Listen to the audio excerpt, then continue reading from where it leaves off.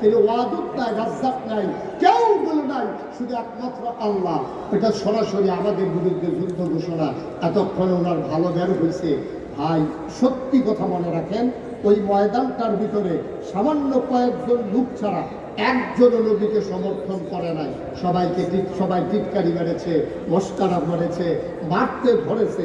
আবু জেহেল তো বারবার উঠা যায়, নবীজিরও ঘুষি দিব, কয়েকবার গেছে, তো আবার কয়েকজনে দৌড়া লাগে। তো ঝগড়ার সময় আমরা তো দেখছি লাগলে দৌড়া, আমাকে দৌড়েন না। দুইজনে যদি লাইন চালায় প্রথমে দৌড়েন না, প্রথমে সেটা দিয়ে দুইজনে দুটা খাইয়া বুঝো ঘুষি কারে কয়, এরপরে ডাক্তারিও দেখবেন ফাটাইতেন পারতেন না। এই যখন টান দিয়া ধরে তার রেস্কো বাড়ে, তাই লাগনের লেগে আরো সেটা রেস্কো আই। এরপরে যদি আর দরুণাটা যদি বেরিয়েই তো হয়, মনে হয় যেন দুনিয়াটা তামা করে লাগলো, একটা খাইয়াইলে তার কন্যাইও আর ফাটাইতেন পারতেন না। তাই আবু জেহেল করছে কি, নবীজিরা বারবার মারতে যায় আর সবাই মিলে ধরে রাখছে। আবার আবু জেহেল আবার ভয়ও পায় যে এখন যদি আমি নবীজির গায়ে আঘাত করি, নবীর চাচা আমির হামজা, নবীর চাচা আবু তালেব, নবীর চাচা আবু লাহাব, নবীর বংশ বনু হাসিম গোত্রের লোকেরা সবাই যারা আছে, আমি মোহাম্মদকে একটা ঘুষি দিলে যদি হগলে ফিরে একটা করে দেয়, তা আমি যেন একটা ভাগে করে কয় না, একটার জায়গা তার একটা থাকে না, অনেকগুলো তো ফেলে দিকে এইটা আবার জড়ায়। এর ভিতর দিয়ে নবীর চাচা আবু লাহাব একেবারে পাথর নিয়ে হাতে ঢিল মেরেছে এবং জঘন্য একটা গালিও দিছে, বলছে ইয়া মোহাম্মদ তাব্বালাক, ও মোহাম্মদ তোমার ধ্বংস হোক। নাউজুবিল্লাহ বলবেন না? জোরে বলবেন না নাউজুবিল্লাহ? আবার আপনারা রায় দিবেন, ৪,০০০ বছর আগে যারা নবীকে গালি দিল, মারতে গেল, পাথর মারলো, আজকে ১,৫০০ বলে এই ২০২৫ সালে ১২ই জানুয়ারি আবার আপনারা রায় দিবেন, নবী কি খারাপ মানুষ ছিলেন? নবী কি সন্ত্রাসী ছিলেন? নবী কি বাসের ভিতরে আগুন দিছিলেন? নবী কি ক্ষমতা দখল করতে চাইছিলেন? চান্দিনা বাজারে ভিড় দখল দিছিলেন? তাহলে নবীরে মারতে গেল কেন? কারণটা কি? একটাই তখন শুধু কারণ ঘটেছে, নবী বলেছেন তোমরা পড়ো লা ইলাহা। আচ্ছা, তাইলে এই কথা বলার কারণে নবীরা তারা মারতে ধরে, গালি দেয়, ধ্বংস করতে চায়।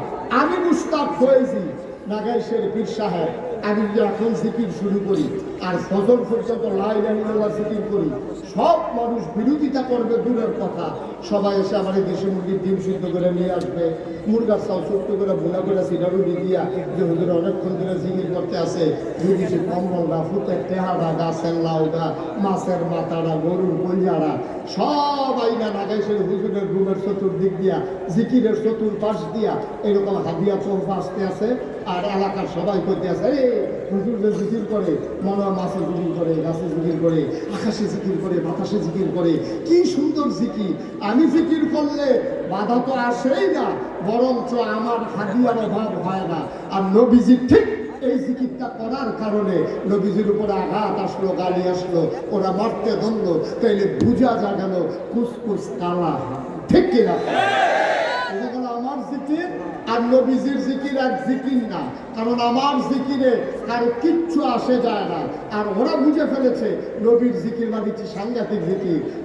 আবু জাহেল বুঝেছে আমি এখন সমাজের নেতা, আমি এখন সরকারি করি, মোহাম্মদের সুন্দর চরিত্র, একটা মিশা কথা কয় না, আগের যাইতে এই বিচারের নাম দিয়া আগের যাইতে টেহা খায় না, আমানতে টেহা মাইরা খায় না, রাস্তার গম আছে এডিও খায় না, ভগিন্দি বেডির লিগে বিস্কুট আছে, আমরা ভেতারে সেই বিস্কুট খাইয়া বইয়া দিচ্ছে, ঠিক কিনা?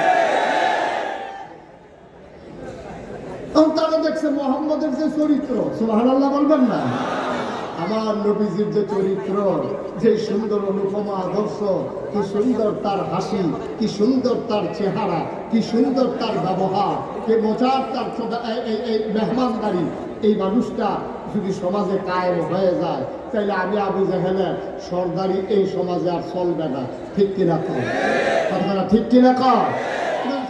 স্বাভাবিক জিনিস, এটা স্বাভাবিক জিনিস।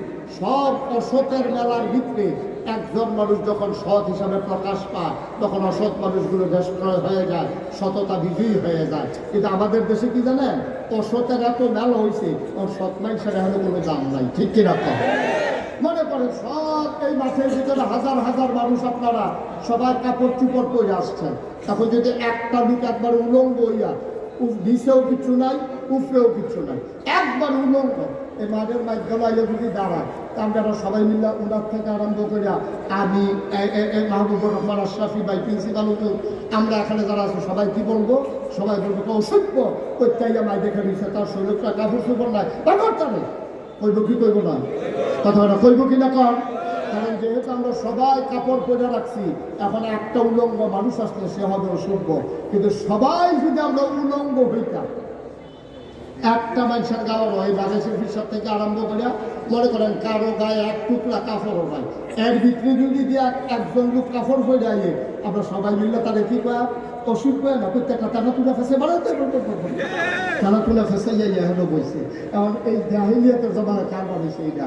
সব অসুখের মেলার ভিতরে একজন সভ্য নবী, তাকে তারা গ্রহণ করতে পারে নাই, সবাই মিলে তারা মারতে গেল। ঠিক কিনা কম? মুসলমান মন দিয়ে শুরু, নবী দাওয়াত দেওয়ার সাথে সাথে তিন দল মানুষ নবীর বিরোধিতা শুরু করে দিল। এক দল হলো তৎকালীন সমাজের সমাজপতি যারা, তৎকালীন সমাজের নেতা যারা। এক নম্বরে ওরা বিরোধিতা করলো, কারণ হলো ওরা জানে আমার নবীর শাসন যদি আল্লাহর শাসন যদি কায়েম হয়ে যায়, সৎ লোকের শাসন যদি কায়েম হয়ে যায়, আর এই জমিনে যদি আল্লাহর আইন বাস্তবায়ন হয়ে যায়, তাইলে আবু জাহাল, আবু লাহাব, উতবা, সাইবা কারোর পাত্তা থাকবে না। ঠিক কিনা? এই জন্য এক নম্বরে দাঁড়ালো ওরা যারা তৎকালীন সমাজের নেতা ছিল। দুই নম্বরে বিরোধিতা করলো কারা? যারা টাকাওয়ালা, কোটি কোটি টাকার মালিক ছিল। তারা বুঝে ফেলেছে যদি দিন কায়েম হয়ে যায়, শতকরা 2.5 টাকা হারে কেউ ইচ্ছা করে জাকাত দিলে দেবে, নাইলে তার থেকে জাকাত আদায় করা হবে। সুতরাং সে বুঝে ফেলছে এত মেহনতের টাকা ইসলামের নাম